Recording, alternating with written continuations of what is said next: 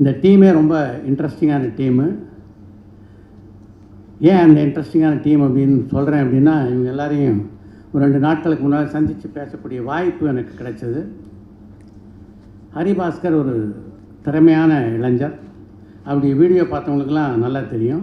இப்போ சினிமாவே பார்த்திங்கன்னா வேறு பாணிக்கு மாறிக்கிட்டு இருக்கு அப்படின்னு தான் சொல்லணும்.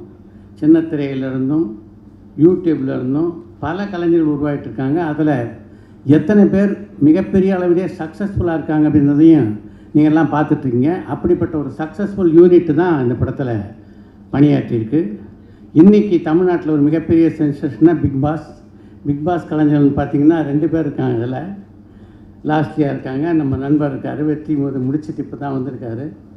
அடுத்து யூடியூப்லேருந்து பார்த்திங்கன்னா யூடியூப்பில் ஆல்ரெடி ஒரு மிகப்பெரிய சப்ஸ்கிரைபர்ஸ், அதாவது ஃபாலோயரில் வச்சுருக்க ஹரிபாஸ்கர் வச்சுருக்காருன்னா அதுக்கு முக்கியமான காரணம் வந்து அவருடைய திறமை, இந்த க்ரியேட்டிவிட்டி எல்லாம் சேர்ந்து தான்.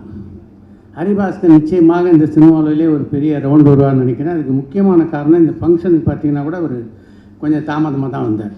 ஆக சினிமா பற்றி தெரிஞ்சுக்கிட்டாருன்னு நினைக்கிறேன். அதாவது ஹீரோ ஆகணும்னா என்னென்ன குவாலிஃபிகேஷன் அவருக்கெல்லாம் சொல்லியிருக்காங்கன்னு நினைக்கிறேன். நடித்தா மட்டும் போதாது தம்பி, ஃபங்க்ஷனுக்கு நம்ம கொஞ்சம் லேட்டாக போய் நம்ம வர்ற ப்ரெசன்ஸுக்கு கொஞ்சம் பேர் வெயிட் பண்ணுற மாதிரி பண்ணணும், நல்லாயிருக்கும்னு சொல்லிட்டாங்கன்னு நினைக்கிறேன். பட் அதையெல்லாம் apart from that as an actor வந்து பார்த்திங்கன்னா ஃபுல்லாக ஜஸ்டிஃபை பண்ணியிருக்காரு.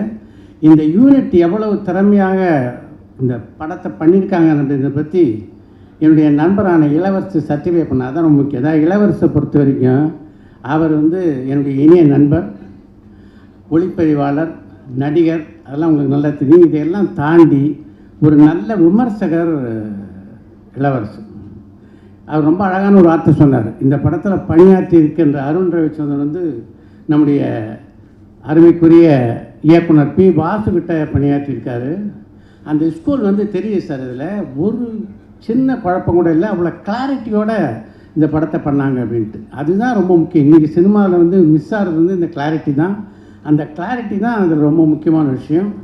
வாசு ஸ்கூலில் ட்ரெயின் ஆனாங்கன்னா வந்து அதுக்கு மேலே ஒரு சர்டிஃபிகேட்டு தேவையில்லை.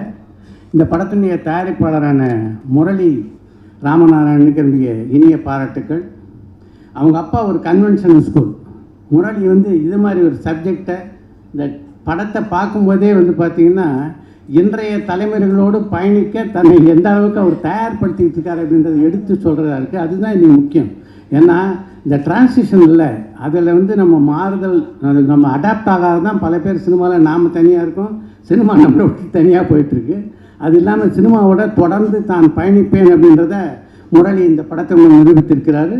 இந்த படம் ரொம்ப நல்லா இருக்குது. இதுக்கு வெற்றி தேடி தருவதற்கு மக்களும் தயாராக தான் இருப்பாங்க அப்படின்னு நான் நம்புகிறேன். அதுக்கு வந்து ஒரு பாலமாக பத்திரிகை நண்பர்கள் செயல்பட வேண்டும் என்று வேண்டி கேட்டுக்கொண்டு விடைபெறுகிறேன். நன்றி, வணக்கம். செய்திகளை உடனுக்குடனும் துல்லியமாகவும் தெரிந்து கொள்ள சப்ஸ்கிரைப் பண்ணுங்க.